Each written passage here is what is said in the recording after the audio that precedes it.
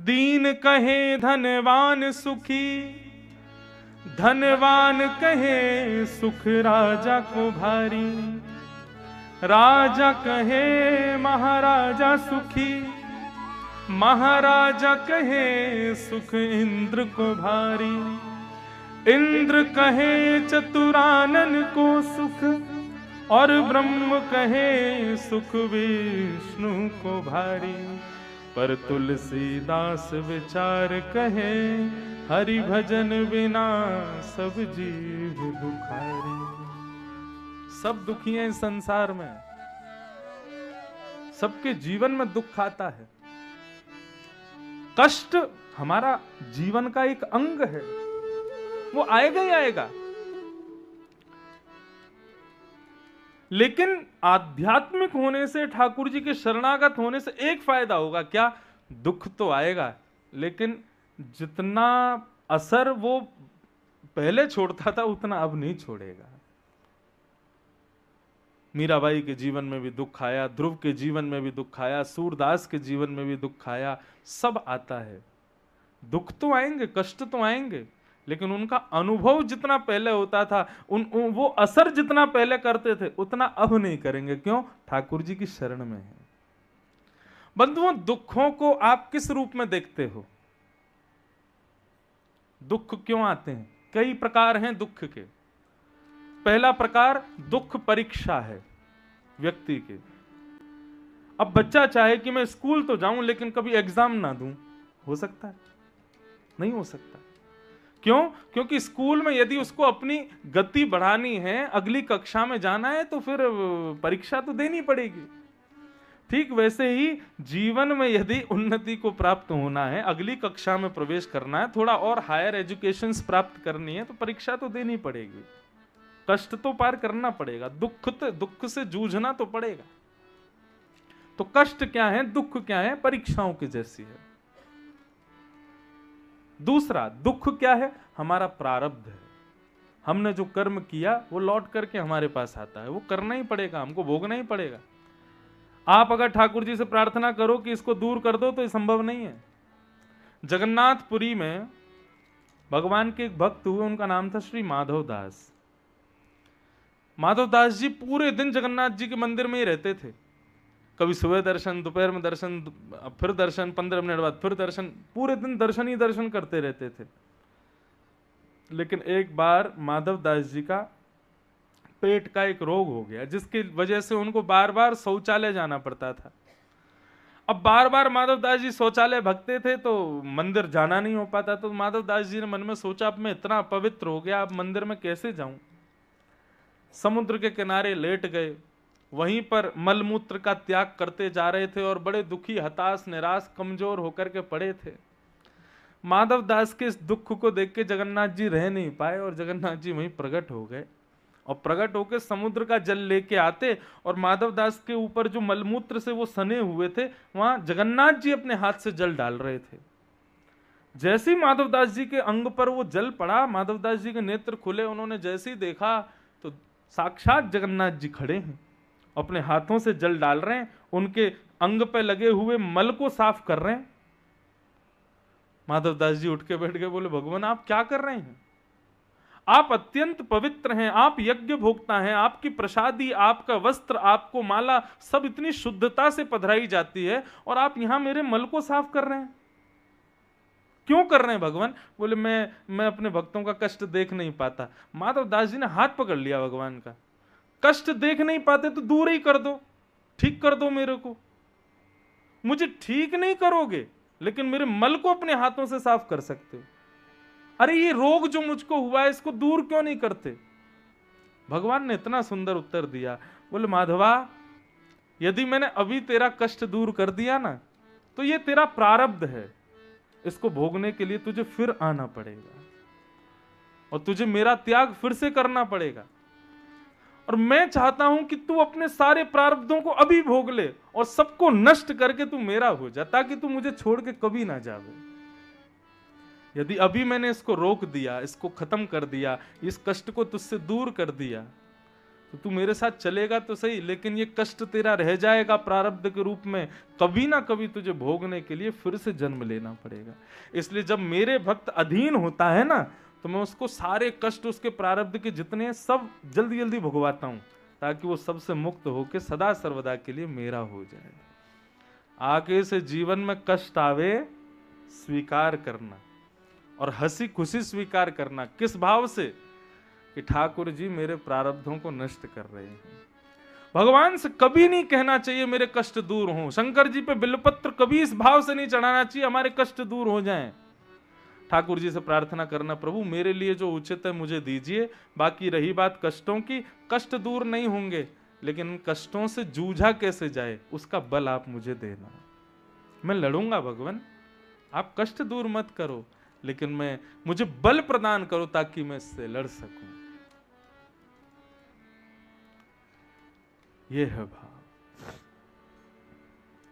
हम कथा में गाया करते हैं, जो करते रहोगे भजन धीरे धीरे, तो मिल जाएगा राधा रमण धीरे धीरे। जो करते रहोगे भजन धीरे धीरे, करताल बजा के गाओ, तो मिल जाएगा राधा रमण धीरे धीरे। व्यक्ति जब भजनानंदी हो जाता है ना, व्यक्ति जब वैदिक आध्यात्मिक स्थिति में पहुंच जाता है, तो प्रारब्ध उसको बड़े बड़े भोगने पड़ते हैं, छोटे छोटे तो उसके भजन से ही नष्ट हो जाते हैं, उसके कीर्तन से ही नष्ट हो जाते हैं। उसके कथा श्रवण, तीर्थ यात्रा और वैष्णवों की सेवा, ब्राह्मणों की सेवा, ब्रजवासियों की सेवा, गौ की सेवा, ये सेवा से उसके छोटे मोटे प्रारब्ध तो इन्हीं से नष्ट हो जाते हैं। बाकी रही बात, हाँ कोई बहुत बड़ा पाप किया होगा तो वह भी एक सूक्ष्म रूप से आएगा, लेकिन आएगा जरूर। इसलिए क्या करो, जीवन को भजन युक्त बना लो। तुलसीदास जी कहते हैं ना, हरि भजन बिना सब जीव दुखारी। कर्म करो, जीवन जियो, लेकिन भजन युक्त होकर के जीना प्रारंभ कर दो। जीवन का हर क्षण ठाकुर जी के संबंध से युक्त हो जाए, ऐसी भावना रखो। गाओ, जो करते रहोगे भजन धीरे धीरे, तो मिल जाएगा राधा रमण धीरे धीरे।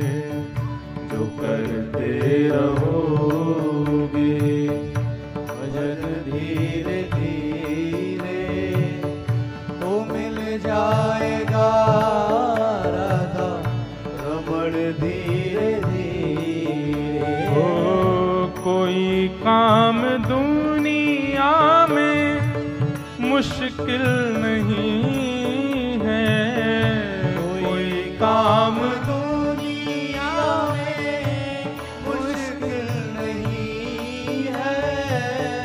कोई काम दुनिया में मुश्किल नहीं है। कोई काम दुनिया में मुश्किल नहीं है। मुश्किल नहीं है, मुश्किल नहीं है। ओ कोई काम दुनिया में मुश्किल नहीं है, जो करते रहोगे यतन धीरे धीरे। कोई काम दुनिया में मुश्किल नहीं है, जो करते रहोगे यतन धीरे धीरे। आओ, जो करते रहोगे भजन धीरे धीरे, तो मिल जाएगा राधा रमण धीरे धीरे। तो मिल जाएगा राधा रमण धीरे धीरे।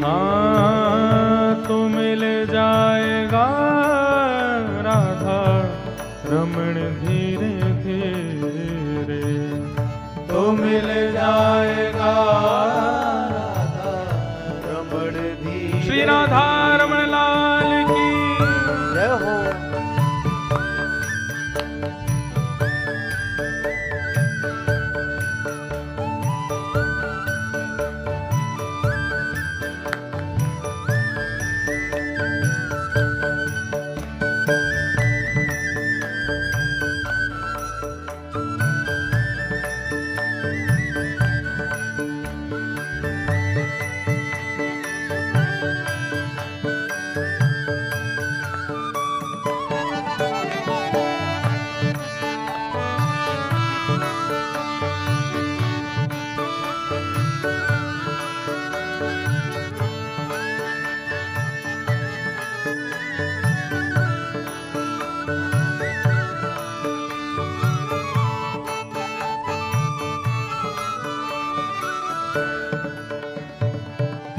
अगर उनसे मिलने की दिल में तमन्ना, अगर उनसे मिलने की दिल में तमन्ना, अगर उनसे मिलने की दिल में तमन्ना, अगर उनसे मिलने की दिल में तमन्ना, दिल में तमन्ना, दिल में तमन्ना, ओ अगर उनसे मिलने की दिल में तमन्ना, तो करते रहो शुद्ध अंतःकरण धीरे धीरे। अगर उनसे मिलेगी दिल में तमन्ना, ओ करो शुद्ध करण धीरे धीरे, ओ जो करते रहोगे भजन धीरे धीरे, तो मिल जाएगा राधा रमण धीरे धीरे, तो मिल जाएगा राधा रमण धीरे धीरे। हाँ तो मिल जाएगा राधा रमण धीरे धीरे, तो मिल जाएगा राधा रमण धीरे धीरे।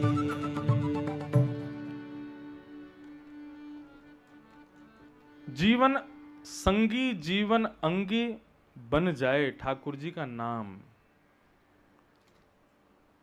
ये हमें संभव करना है। जैसे हम श्वास लेते हैं, ये हमारे जीवन का अंग है, हमें पता भी नहीं चलता कि हमारी श्वास चल रही है। ऐसे ठाकुर जी का नाम उच्चारण चले जिह्वा पर, तब क्या होगा? बोले संसार में जितने भी ताप मानव के जीवन में आते हैं ना, उन वो ताप तो आएंगे लेकिन उसको अनुभव नहीं होगा। तो ये भगवान के 3 रूप, 3 गुण और 3 कर्म, ऐसे श्री कृष्ण को हम बारंबार वयम नमः हम प्रणाम करते हैं।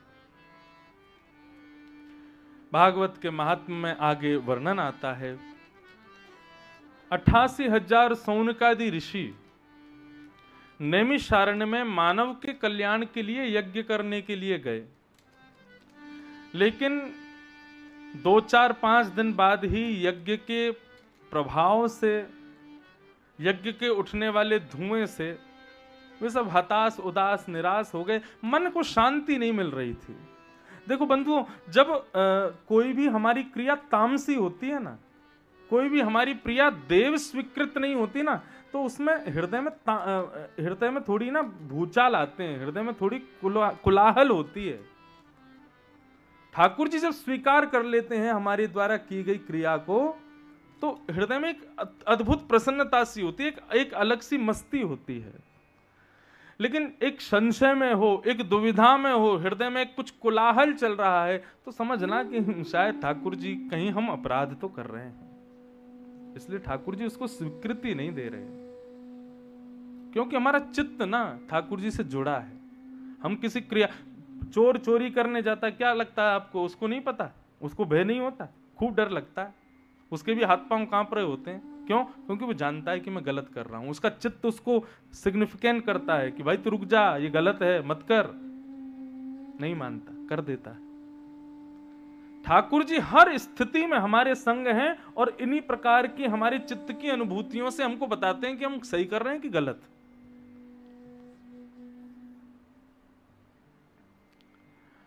अठासी 88,000 सोनकादि ऋषि बहुत बड़ा यज्ञ कर रहे थे हम मानवों की कल्याण के लिए, लेकिन उनके चित्त को प्रसन्नता नहीं हो रही थी, संतोष नहीं हो रहा था। तभी वहां पर परम विद्वान सूत जी का आगमन हुआ। और आप सबने भी अनुभव किया होगा, जब चित्त थोड़ा विचलित होता है ना, उस समय किसकी याद आती है?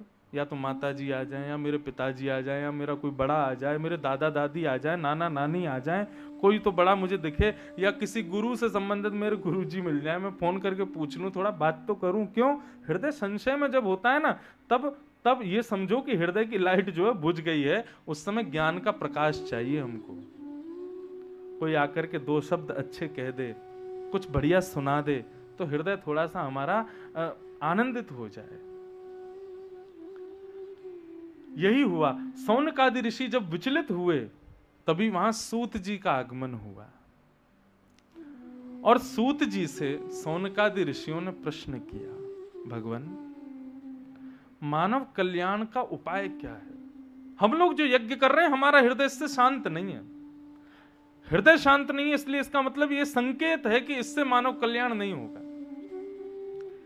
इसलिए आप कृपा करके हमको बताइए, हम क्या करें? हमको सद्ज्ञान दीजिए भगवान।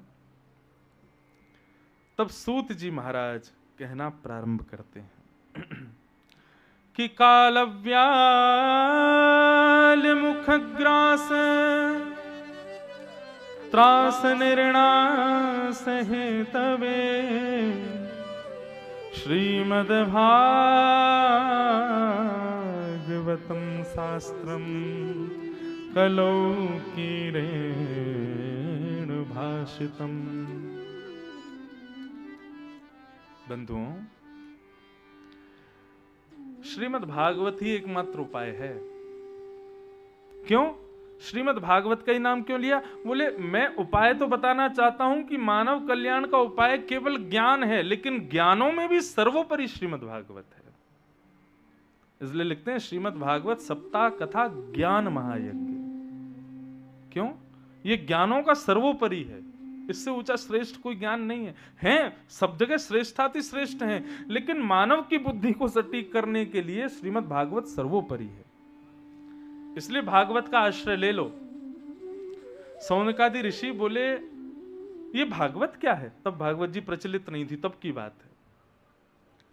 बोले अरे भागवत साक्षात कृष्ण का स्वरूप है, साक्षात भगवान का वांग्मय विग्रह है। अच्छा, जरा इसके बारे में हमको बताइए, ये भागवत की कथा किसने किसको सुनाई थी सबसे पहले? बोले सबसे पहले ये भागवत की कथा सनक सनंदन सनातन सनत कुमारों ने श्री नारद जी को सुनाई, भक्ति ज्ञान वैराग्य को सुनाई। सौनकादि ऋषियों में से एक ने उठ करके प्रश्न किया, बोले महाराज नारद जी को तो श्राप लगा था, वो एक जगह बैठे ही नहीं सकते टिक करके, और कथा सुनने के लिए 7 दिन बैठना पड़ता है एक ही स्थान पर। ये कैसे संभव हो सकता है? आप कृपा करके हमें बताइए। तब यहां पर सनत कुमार और नारद जी के संवाद की कथा सुनाते हैं, जो कि सबसे पहली कथा हुई थी। बोले एक बार बद्रीनाथ की बात है, नारद जी महाराज वहां विचरण कर रहे थे, तभी उनको सनत कुमार मिल गए। भगवान के प्रथम अवतार हैं सनक सनंदन सनातन सनत कुमार। सनत कुमारों ने जैसे ही नारद जी को देखा, तो नारद जी को देखते ही वो चेहरे से ही पहचान गए कि ये दुखी हैं। मानव की सबसे बड़ी पहचान होती है उसका मुखमंडल, उसका चेहरा बता देता है, टेंशन में है, प्रसन्न है, खुश है, लालची है, लोभी है, दुखी है, चिड़ोकला है। मानव का चेहरा ही बता देता है। हम तो इतने लोगों से मिलते हैं दुनिया भर में कि ये फेस रीडिंग सीखी नहीं है, लेकिन आ गई है। आदमी के प्रणाम करने की स्टाइल से पता चल जाता है किस भाव से कर रहा है।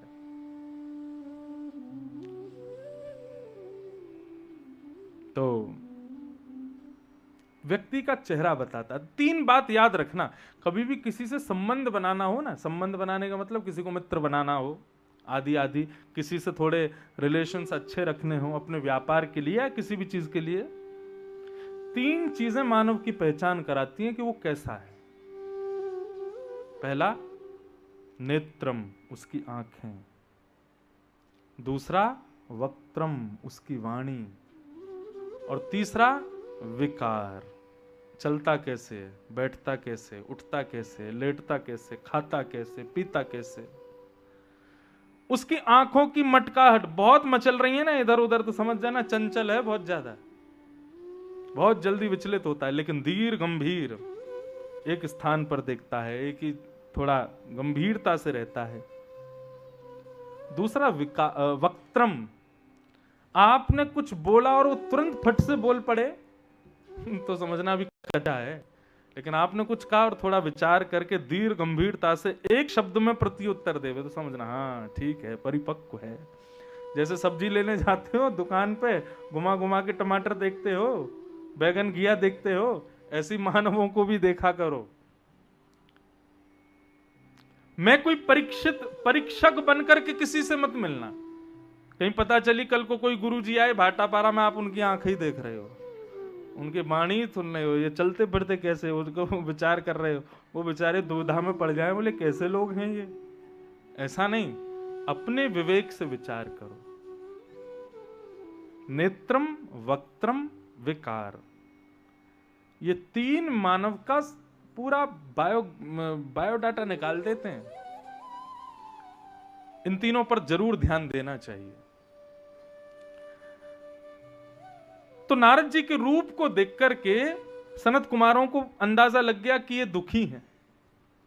सनत कुमारों ने पूछा, नारद जी कथम ब्रह्मन दीन मुखम कुतश्चिंतातुरो भवान।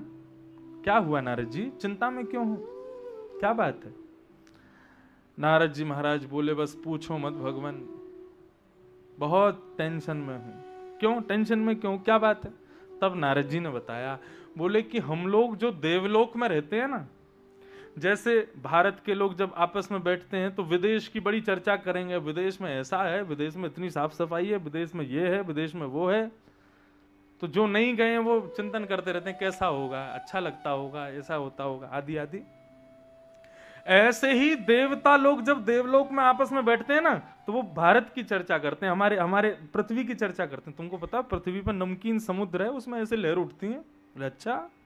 पृथ्वी पर हिमालय पर्वत है, उसमें बर्फ जमी रहती है। बोले अच्छा। पृथ्वी पर बद्रीनाथ भगवान है, चतुर्भुज रूप में भगवान तपस्या कर रहे हैं। अच्छा। द्वारिकापुरी है, वहां पर राजा धीराज बन के भगवान बैठे हैं। अरे जगन्नाथपुरी में तुमको पता है हंडियों में भोजन बनता है, चावल दाल बनती है, एक के ऊपर एक रखते हैं, सबसे पहले ऊपर वाला पक जाता है, उसका जगन्नाथ जी भोग लगाते हैं, रथ यात्रा निकलती है। तो देवता जब ये सब बातें करते हैं ना, तो सबके मन में होता है हम कब जाएंगे पृथ्वी पर, हम कब इन सब का दर्शन करेंगे। ये मानव कितने भाग्यशाली हैं, इनको कितने सुंदर सुंदर तीर्थ मिले हैं, कितने सुंदर सुंदर स्थान मिले हैं, हमको कब ये सौभाग्य मिलेगा। इस प्रकार देवता चर्चा करते हैं आपस में।